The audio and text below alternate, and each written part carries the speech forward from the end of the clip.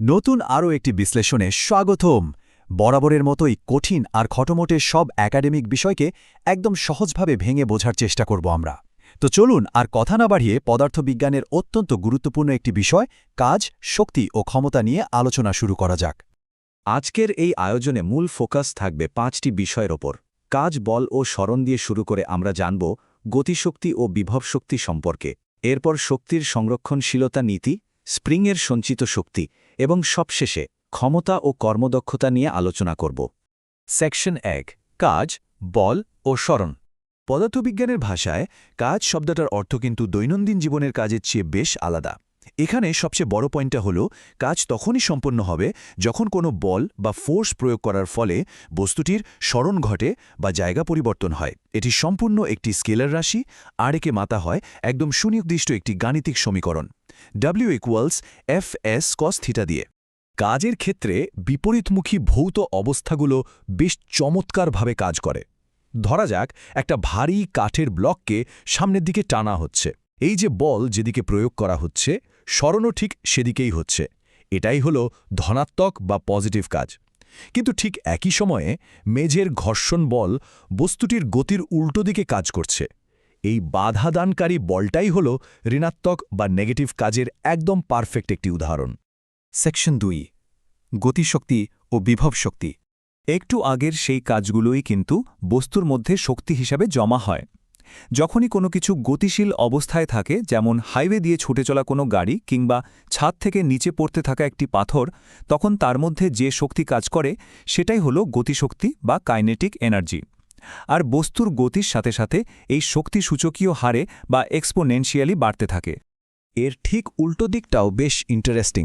অবস্থান পরিবর্তনের কারণে বস্তুর মধ্যে যে শক্তি জমা হয় সেটাই বিভব শক্তি বা পোটেনশিয়াল এনার্জি।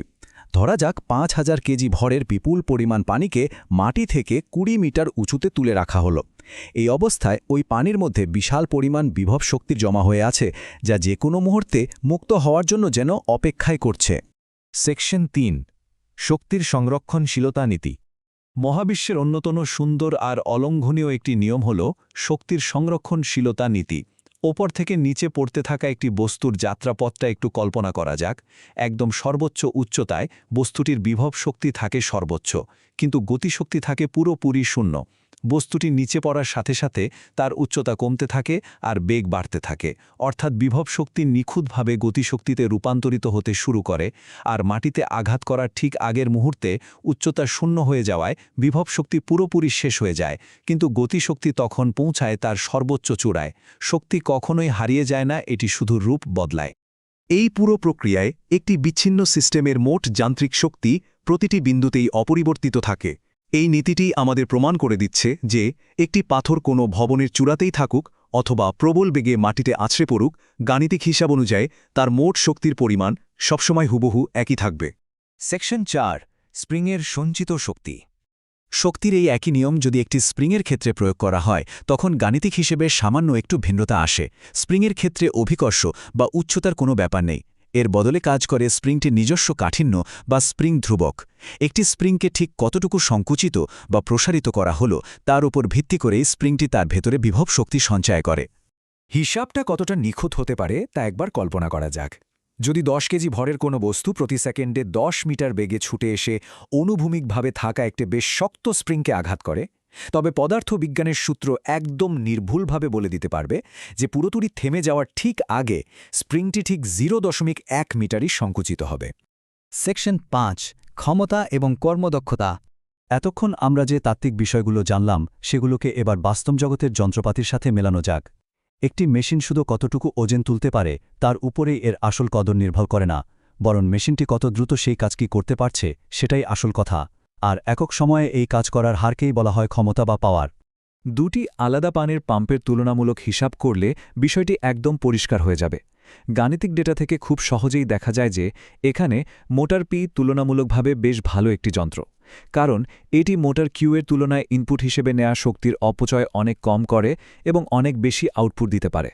আর এই যে শক্তির অপচয় কম করার কথা বলা হলো, এর চূড়ান্ত পরিমাপকই হল কর্মদক্ষতা বা এফিসিয়েন্সি।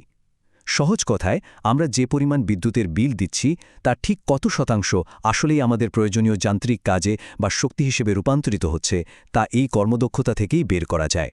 ধরা যাক 2000 ওয়াটের একটি মোটর চালানো হচ্ছে, কিন্তু দেখা যায় ঘর্ষণ এবং তাপ উৎপন্ন হওয়ার কারণে এটি তার শক্তির বেশ বড় একটা অংশ হারিয়ে ফেলে। অর্থাৎ ইনপুট হিসেবে আমরা যন্ত্রে যে পরিমাণ শক্তি দিচ্ছি তার কেবল একটি নির্দিষ্ট অংশই শেষ পর্যন্ত আমাদের জন্য কার্যকর কাজটি সম্পূর্ণ করতে পারে, বাকিটা অপচয় হয়। যেহেতু প্রতিটি যান্ত্রিক প্রক্রিয়াতেই ঘর্ষণ এবং তাপের কারণে অনিবার্যভাবে শক্তির একটা অংশ হারাই, তাই একটি প্রশ্ন আমাদের চিন্তার জগৎকে বেশ নাড়া দেয়। এই সত্যটি জানার পর 100 ভাগ কর্মদক্ষতা সম্পন্ন কোনো চিরস্থায়ী যন্ত্র বা পারপেচুয়াল মোশন মেশিন কি বাস্তবে কখনো তৈরি করা সম্ভব? পদার্থবিজ্ঞানের এই অমোঘ নিয়মগুলো মানবসৃষ্ট প্রকৌশলের চূড়ান্ত সীমাবদ্ধতাগুলো নিয়ে আমাদের নতুন করে ভাবতে বাধ্য করে।